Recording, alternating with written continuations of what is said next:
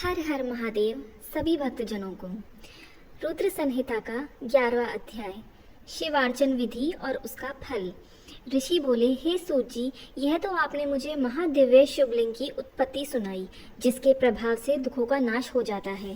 हे महाभाग, अब आप ब्रह्मा और नारद के संवाद के माध्यम से शिव पूजन की विधि बताइए, जिसके करने से शिव जी प्रसन्न होते हैं। ब्राह्मण, क्षत्रिय, वैश्य और शूद्र, इन चारों वर्णों को शिव जी की पूजा का जो अधिकार है, उसका क्या क्रम है? सूत जी बोले, हे मुनीश्वर, जैसा आपने पूछा है, ऐसा ही पहले श्री व्यास जी ने सनत कुमार जी से पूछा था और उसे उपमन्यु ने सुना था। फिर उसको व्यास जी ने मुझे पढ़ाया और उपमन्यु से श्री कृष्ण ने सुना। तब जिसे सबसे पहले ब्रह्मा जी ने ही कहा है, वही सब मैं ब्रह्मा नारद संवाद के रूप में आपसे कहता हूँ। ब्रह्मा जी बोले, हे नारद, अब मैं तुम्हें लिंग पूजन संक्षेप में कहता हूँ, ध्यान देकर सुनो। चारों वर्णों को सब कर्मों और अर्थों की सिद्धि के लिए शिव जी की पूजा करनी चाहिए। प्रातःकाल ब्रह्म मुहूर्त में उठकर गुरुदेव और शिव जी का स्मरण करता हुआ सब तीर्थों का स्मरण करें और भगवान हरि का ध्यान करें। साथ ही मेरा और देवताओं तथा मुनियों का भी ध्यान करें। फिर शिव स्तोत्र का पाठ करें और तब उठकर मल त्याग के लिए दक्षिण दिशा में जाएं। वहाँ एकांत में मल त्याग करके ब्राह्मण हो तो शुद्धि के लिए 5 बार हाथ धोएं, क्षत्रिय 4 बार, वैश्य 3 बार और शूद्र 2 बार। स्त्रियों को शूद्र की भांति मिट्टी लेकर हाथ पैर धोना चाहिए। फिर अपने वर्ण के अनुसार दातुन करना चाहिए। दातुन के लिए ब्राह्मण 12 उंगल की, क्षत्रिय 11 उंगल की, वैश्य 10 उंगल की और शूद्र 9 उंगल की दातुन करें। षष्ठी, अमावस, नवमी और व्रत के दिन रविवार को संध्या के समय और श्राद्ध के दिन दातुन ना करें। तीर्थों में सविधि मंत्र सहित स्नान करें। पहले गणेश जी का पूजन कर लें, तदनंतर आसन पर बैठे शिव जी की स्थापना करें। 3 बार आचमन कर 3 प्राणायाम करें, जिसमें मध्य में त्र्यंबक शिव जी का ध्यान करें। फिर प्रणव मंत्र अर्थात ओंकार से ही सडगन्यास करें। फिर शिवजी पर सहस्त्र जलधारा वेद मंत्रों द्वारा चढ़ाएं। फिर शिवजी के ऊपर चंदन और पुष्पादि चढ़ाएं और प्रणव पूर्वक उनके आगे सुगंधि की सामग्री दें। फिर देवेश को प्रणाम कर हाथ में पुष्प लेकर उनके सामने खड़े होएं और कहें, अज्ञान से आपकी जो कुछ भी पूजा मैंने की है वह सफल हो। और ऐसा कहकर हर्षित होकर शिवजी के ऊपर फिर से पुष्प चढ़ाएं और स्वस्ति वाचन कर अनेक प्रकार के आशीर्वाद ग्रहण करें। फिर शिवजी के ऊपर पूजा की चढ़ाई सभी वस्तु हटाकर नमस्कार करें और अपराध क्षमा के लिए फिर से आचमन करें। फिर अघोर मंत्र से शिवजी की प्रार्थना करें और गले से अधिक शब्द निकालकर उनकी पूजा करें। फिर अपने समस्त परिवार के साथ शिवजी को नमस्कार कर अत्यंत प्रसन्न होता हुआ सारे कार्यों को सुखपूर्वक करें। इस प्रकार की शिव पूजा से उसे पद पद पर सर्व सिद्धियों की प्राप्ति हो सकती है। हे मुनिवर्य, यह शिवजी की पूजा की विधि कही है मैंने। हे नारद, अब इसके पश्चात और क्या सुनना चाहते हो? इस प्रकार श्री शिवजी महापुराण रुद्र संहिता का 11वां अध्याय समाप्त होता है। हर हर महादेव। रुद्र संहिता का 12वां अध्याय, कर्म, यज्ञ, भक्ति और साम आदि का वर्णन। नारद जी ने कहा, हे ब्रह्मा जी, इसी बात को अच्छी तरह फिर कहिए। ब्रह्मा जी ने कहा, एक समय में सब ऋषियों को साथ लेकर क्षीर सागर के तट पर भगवान विष्णु की स्तुति करने गया। और जब हम सब ने उनकी स्तुति की तो उन्होंने शिव जी के चरणों का ध्यान करके प्रसन्न होकर कहा, हे ब्रह्मादि देवताओं, तुम लोग क्यों आए हो? जब विष्णु भगवान ने इस प्रकार पूछा तो देवताओं ने निवेदन किया कि हे महाराज, दुख को दूर करने वाली सेवा किसकी करनी चाहिए? तब भगवान बोले, हे ब्राह्मण, भगवान शंकर ही सब दुखों के दुखकर्ता और परम सेव्य हैं। मेरी और विशेषकर ब्रह्मा जी की भी यही सम्मति है। सुख चाहने वालों को कभी भी शिव जी की पूजा नहीं छोड़नी चाहिए। मनुष्य को संसार के सारे सुख तो शिव जी की पूजा से प्राप्त होते ही हैं, अपितु मुक्ति भी प्राप्त हो जाती है। जब इस प्रकार विष्णु भगवान ने कहा तो देवताओं ने उन हरि को प्रणाम किया और सब कर्मों की सिद्धि के लिए लिंगों की प्रार्थना की। तब भगवान ने विश्वकर्मा को बुलाकर कहा कि हे मुनि, मैं तो जीवों के उद्धार में लगा हुआ हूँ, तुम मेरी आज्ञा से देवताओं के लिए शिवलिंगों की स्थापना करो। विश्वकर्मा ने हरि की आज्ञा से देवताओं के लिए लिंगों का निर्माण कर उन्हें वे लिंग प्रदान किए।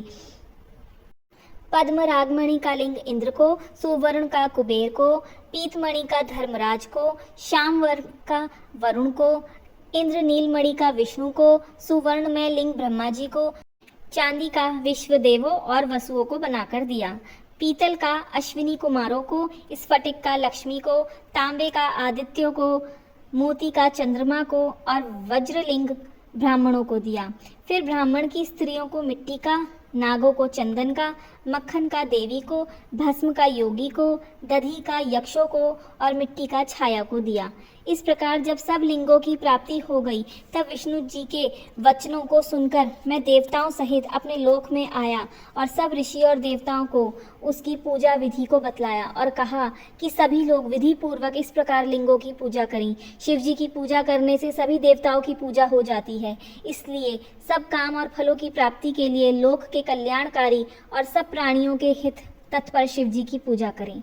इस प्रकार शिव पुराण रुद्र संहिता का 12वां अध्याय समाप्त होता है। रुद्र संहिता का 13वां अध्याय, स्नान और आसन पद्धति। ब्रह्मा जी बोले, हे ऋषियों, अब इसके आगे सर्व काम और सुखदायक शिव जी की उत्तम पूजा विधि को कहता हूँ, ध्यान देकर सुनो। ब्रह्म मुहूर्त में उठकर पार्वती सहित शिव जी का स्मरण करें और भक्ति पूर्वक इस प्रकार प्रार्थना करें कि हे उमापति, आप उठिए और ब्रह्मांड का मंगल कीजिए, मैं तो आपका प्रेरक ही हूँ। ऐसे भक्ति के वाक्य कहकर गुरु के चरणों का स्मरण कर शौच आदि क्रिया से निवृत्त हो मिट्टी और जल से देह को शुद्ध कर दातुन कर यथा समय स्नान कर लें। फिर पूर्व दिशा की ओर मुख करके स्नान करें और ऋषियों तथा पितरों की प्रसन्नता के लिए तर्पण करें। धुला हुआ वस्त्र धारण करें।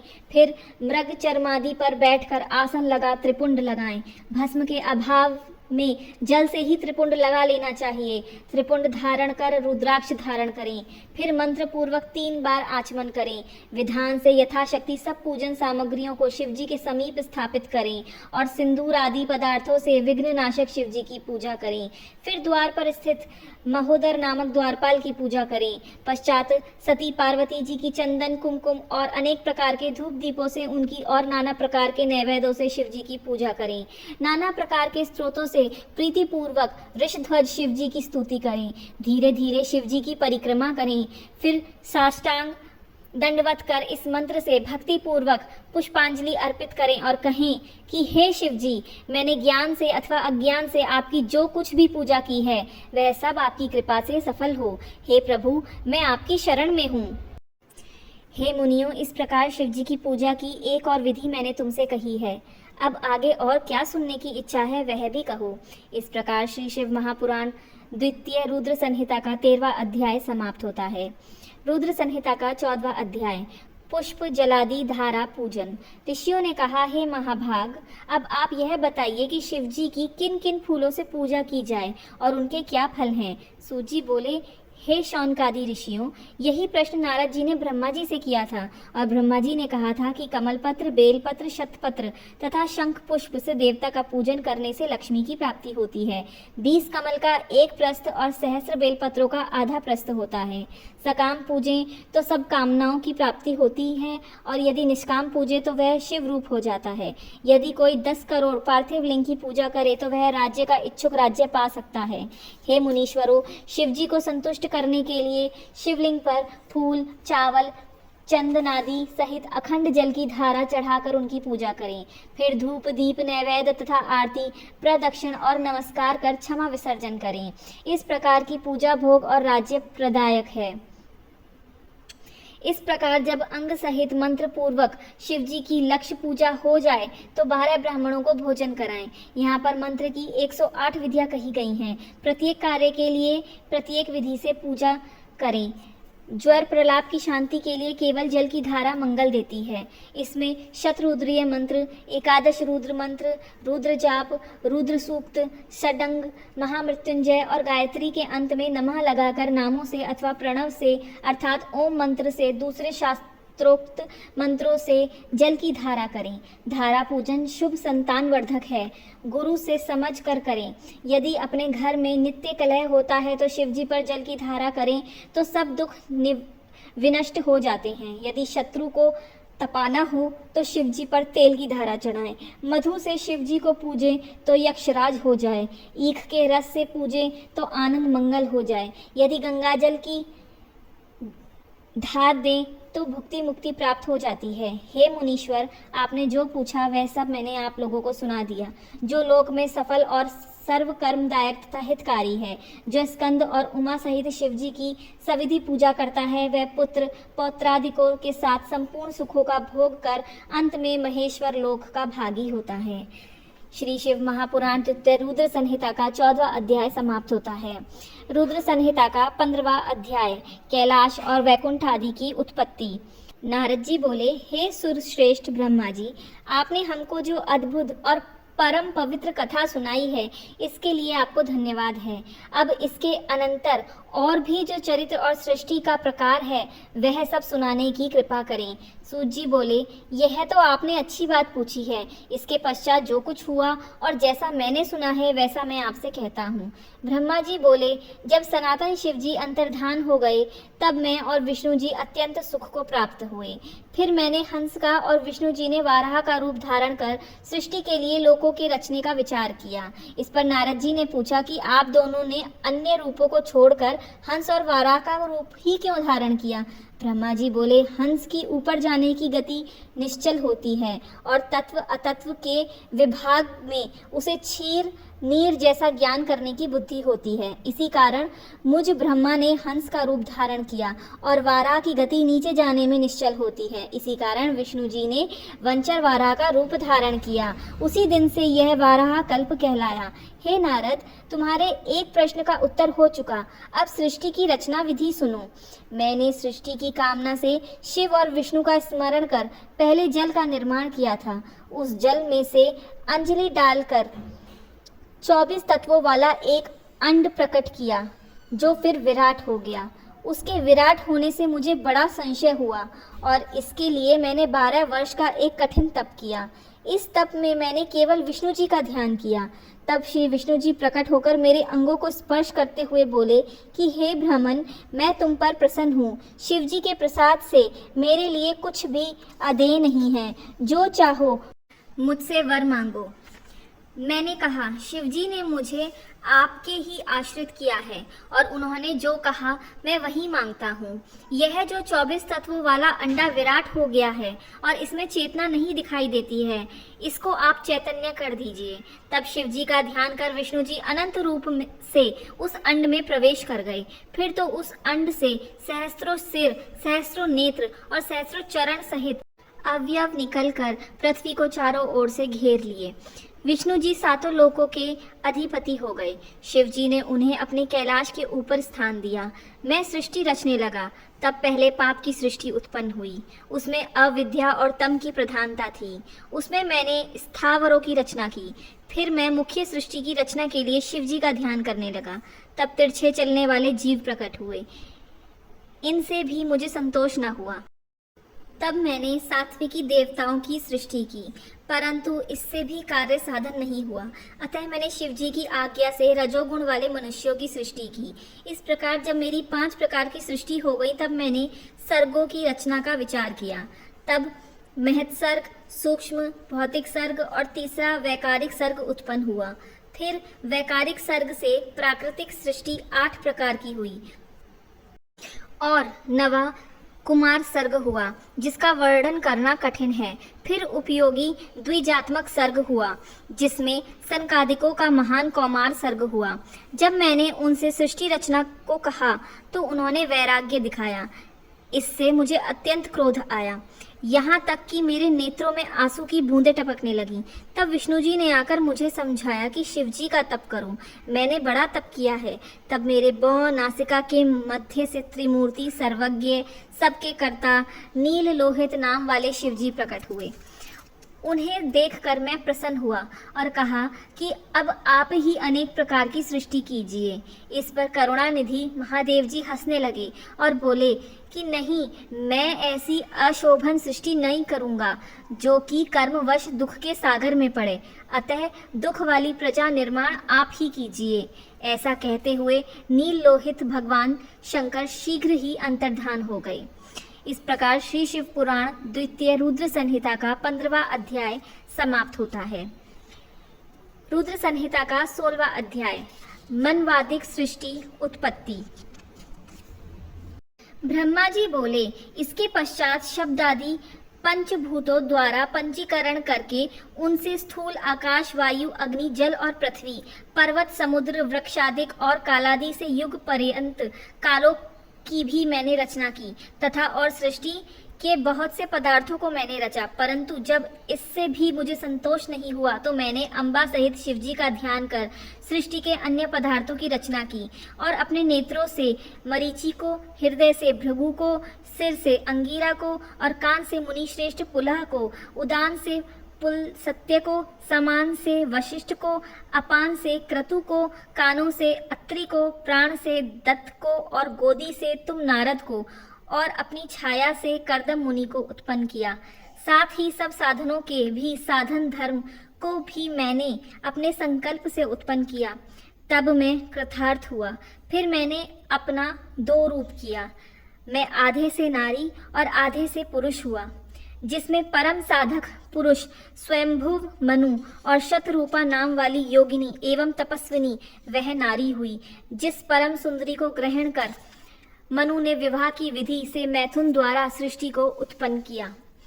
तब उससे मनुजी ने प्रियवत और उत्तानपाद नामक 2 पुत्र तथा आकुति, देवहूति और प्रसूति नामक 3 कन्याएं उत्पन्न की। आकुति को रुचि नामक मुनि को, देवहूति को कर्दम मुनि को दिया तथा उत्तानपाद की छोटी बहन प्रसूति को दक्ष प्रजापति को दिया, जिनकी संतानों से चराचर जगत भर गया। फिर आकुति से रुचि द्वारा दक्षिणा युक्त यज्ञ और यज्ञ की दक्षिणा में 12 पुत्र उत्पन्न हुए। फिर देवहूति में कर्दम मुनि से कपिल मुनि उत्पन्न हुए और इधर दक्ष के 24 कन्याएं उत्पन्न हुई, जिसमें ये दक्ष ने 13 कन्याओं को धर्म को दिया, जिनके नाम ये हैं श्रद्धा, लक्ष्मी, धृति, तृष्टि, मेधा, क्रिया, बुद्धि, लज्जा, वसु, शांति, सिद्धि और कीर्ति।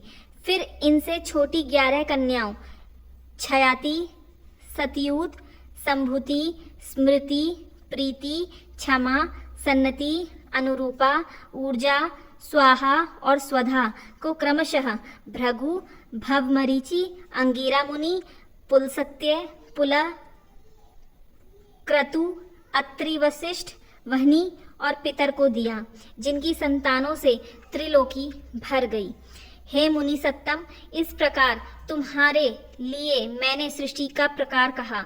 शिवजी की आज्ञा से मैं ही इस ब्रह्मांड का रचयिता हूँ।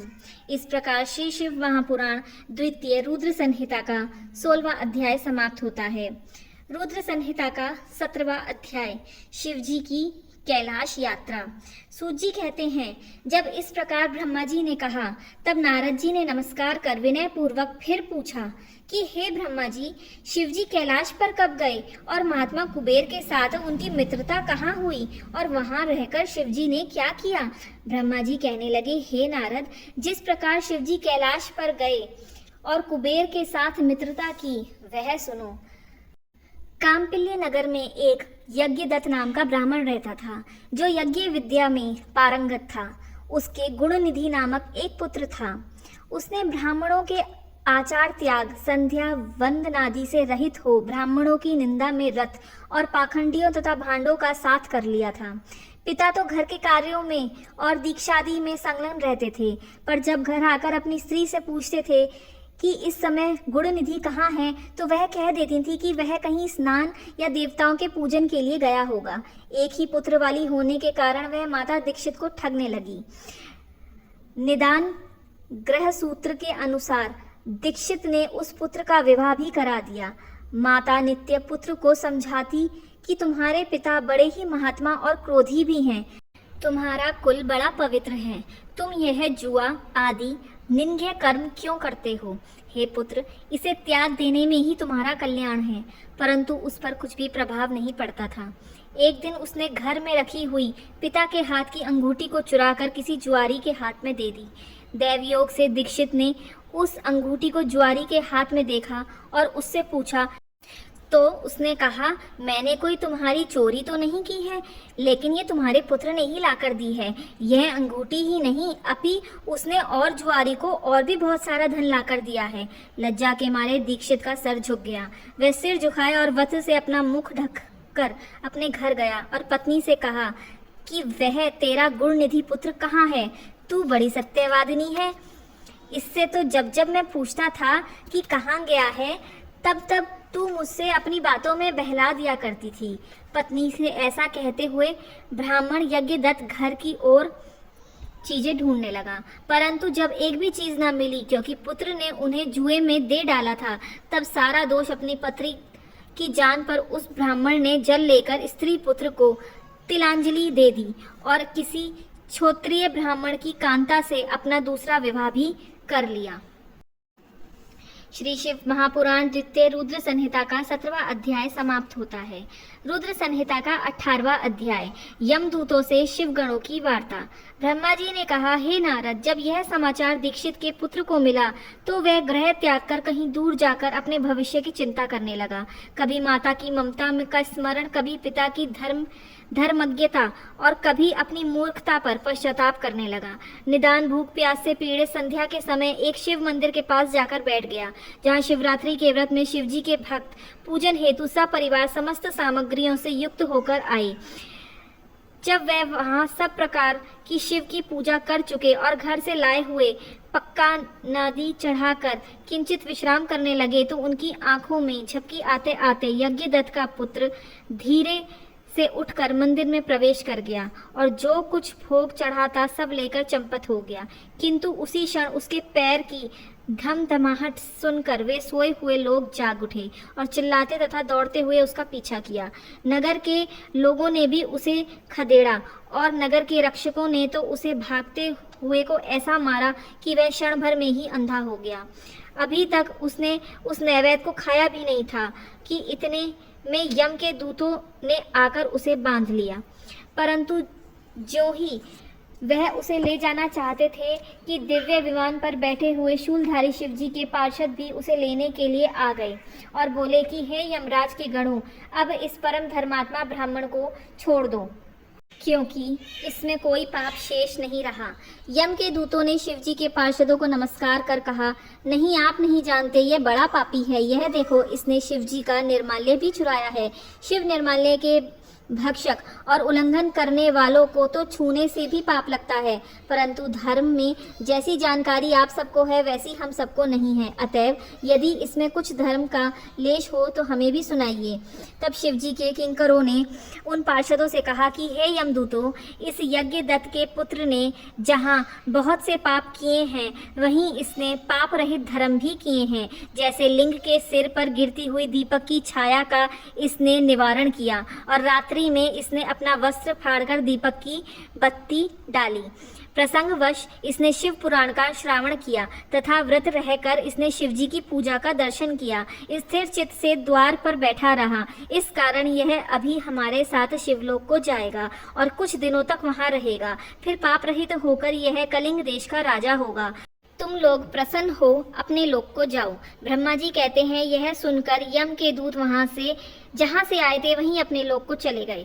ब्राह्मण शिव गणों द्वारा शिवलोक को गया और वहां शिव पार्वती की सेवा से लौटकर कलिंग देश का राजा हुआ। वहां उसका नाम अरिंदम पड़ा।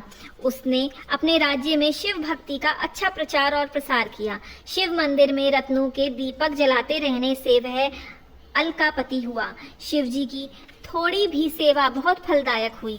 यज्ञदत्त के पुत्र गुणनिधि का यह चरित्र जो सुनेगा उसकी सब मनोकामनाएं पूर्ण होंगी और उसे बड़ा संतोष प्राप्त होगा। हे ऋषियों, अब जिस प्रकार देवताओं के शिरमौर शिवजी ने कुबेर से मित्रता की, वह आख्यान भी सुनो। इस प्रकार श्री शिव महापुराण द्वितीय रुद्र संहिता का 18वां अध्याय समाप्त होता है। रुद्र संहिता का 19वां अध्याय, एकाक्षी कुबेर का परिचय। ब्रह्मा जी ने कहा, जब मेरा पहला पद्म कल्प हुआ था तब उसमें मेरे मानस पुत्र पुलस्त्य से विश्रवा का जन्म हुआ।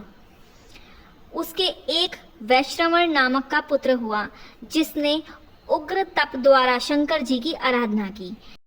उस समय मेघवाहन कल्प प्रारंभ हुआ था। शंकर जी प्रकट होकर उसे साक्षात दर्शन देने आए तो उसने कहा, हे शिव जी, आपके अपरिमित तेज से मेरे नेत्र बंद हो गए हैं, अतः अपने चरण कमलों के दर्शन की सामर्थ्य मेरे नेत्रों को दीजिए। वह यज्ञदत्त का वही पुत्र था जो कि शिवजी की सेवा से अलकापुरी में आकर राजा हुआ था, परंतु जब उसने शिवजी के साथ पार्वती जी को देखा तो उसने उनके प्रति क्रूर दृष्टि की, जिससे उसका बायां नेत्र फूट गया। शिवजी ने पार्वती जी से कहा, यह तुम्हारा पुत्र है, तुम्हें क्रूर दृष्टि से नहीं देखता है, किंतु तुम्हारी तपस्या की प्रशंसा करता है, अतः मैं इसे निधियों का स्वामी बनाता हूँ, यह गुह्यकों का ईश्वर होगा। ऐसा कहकर शिवजी ने उसे धनपति बना दिया और पुनः उमा से मिलाकर यह कह दिया कि जाओ, यह तुम्हारी माता है, इनके चरणों में प्रसन्न चित्त से प्रणाम करो। फिर उमा से कहा कि हे देवेशी, हे तपस्विनी, इस अपने अंगद पुत्र पर प्रसन्न हो। तब जगदम्बा पार्वती प्रसन्न हो यज्ञदत्त के उस पुत्र से बोली, हे वत्स, तुम्हारी शिवजी में सर्वदा निर्मल भक्ति होए, परंतु तुमने जो भी अपने बाएं नेत्र से तिरछे होकर मुझे देखा है, इससे तुम्हारा बायां नेत्र तो नहीं रहेगा, किंतु देव ने तुमको जो वर दिया है उसके अनुसार तुम कुबेर बनकर रहो। फिर तो महादेव जी ने उसे वैश्वेश्वर नामक स्थान में कुबेर बनाकर प्रवेश करा दिया और स्वयं उसकी अलकापुरी नामक महानगरी के समीप में ही अपना कैलाश नामक स्थान नियत किया। इस प्रकार 19वां अध्याय समाप्त होता है। रुद्र संहिता का 20वां अध्याय, कुबेर और शिव का सखा भाव। ब्रह्मा जी बोले, हे नारद, अब तुम वह आख्यान सुनो जिस प्रकार कुबेर कैलाश पर्वत पर तप करने आया और उसके तपोबल से शिवजी वहां पहुंचे। कुबेर को कठिन तप करते देखकर ब्रह्मा के अंश से उत्पन्न रुद्र शिवजी की इच्छा से वहां जाने के लिए उत्सुक हुए और जोर जोर से अपना डमरू बजाने लगे, जिसकी ध्वनि त्रैलोक्य में व्याप्त हो गई। विष्णु और ब्रह्मादिक सभी देवता वहां पहुंचे। शिवजी को आता देख कर महात्मा कुबेर ने आदर से उठकर भक्ति पूर्वक अनेक प्रकार की भेंटों से परिवार सहित उनकी पूजा की। फिर शिवजी ने विश्वकर्मा को बुलाकर कैलाश पर्वत पर अपने भक्तों और अनुचरों के लिए स्थान बनाने की आज्ञा दी। विश्वकर्मा ने अनेकों प्रकार के स्थान बना दिए। इस अवसर पर हरि की प्रार्थना से शिवजी बहुत प्रसन्न हुए। फिर कुबेर पर कृपा कर उसमें प्रवेश किया। जब शिवजी सिंहासन पर बैठे तो विष्णु आदि देवताओं ने अलग अलग स्तुति की। शिव जी ने सबकी मनोकामनाएं पूर्ण की। जब सब देवता अपने स्थान को चल दिए तब शिवजी ने मुझको और विष्णु को आसन पर बिठाकर कहा कि हे हरि, हे ब्रह्मा, तुम दोनों मेरे अत्यंत प्रिय हो। अब तुम लोग निर्भय होकर अपने लोक को जाओ। मैं तुम्हारा सुखदाता हूँ और सदैव तुम्हारी देखभाल करता रहूंगा। हम दोनों अपने अपने स्थान को चले आए। उसी समय प्रसन्न होकर शिवजी ने कुबेर के पास आकर उनका हाथ पकड़कर कहा कि हे मित्र, मैं तुम्हारी मित्रता के वशीभूत हूँ, तुम भी अपने स्थान को जाओ। शिवजी कैलाश पर अपने गणों सहित ध्यान में तत्पर हो निवास करने लगे। परमेश्वर शिव ने फिर दक्ष की पत्नी से उत्पन्न सती से विवाह किया। हे मुनियों, यह रुद्रावतार और शिवजी का कैलाश पर आगमन तथा उनकी कुबेर के साथ मित्रता मैंने वर्णन की है। अब उनकी वह लोक लीलाएं वर्णन करूंगा जो सर्व काम फलदायक हैं। जो इस कथा को शांत चित्त से पढ़ेगा और सुनेगा, उसे संसार में सब भोगों की प्राप्ति होगी तथा मुक्ति की प्राप्ति होगी। इस प्रकार हमारा रुद्र संहिता का 20वां अध्याय समाप्त होता है और इसी के साथ हमारा रुद्र संहिता का पहला सृष्टि खंड समाप्त होता है। अगली वीडियो में हम रुद्र संहिता का दूसरा खंड यानी कि सती खंड शुरू करेंगे। हर हर महादेव। प्रभु शिव की और कथाएं जानने के लिए हमारे चैनल भगवान का अंतर्ध्यान से जुड़ें।